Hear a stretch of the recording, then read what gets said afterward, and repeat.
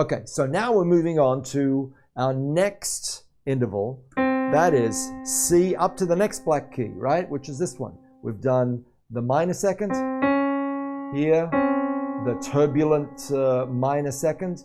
We've done this, the somber minor third, and now we're doing this.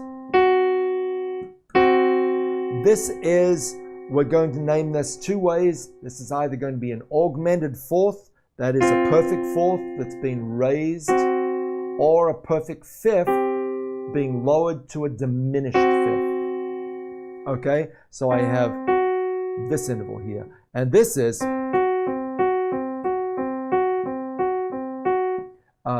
often thought of as the ambulance interval.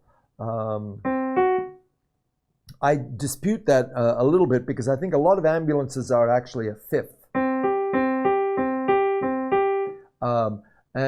When we hear it going away, it flattens and becomes that. Depends on what country you're in, because different countries have different ambulance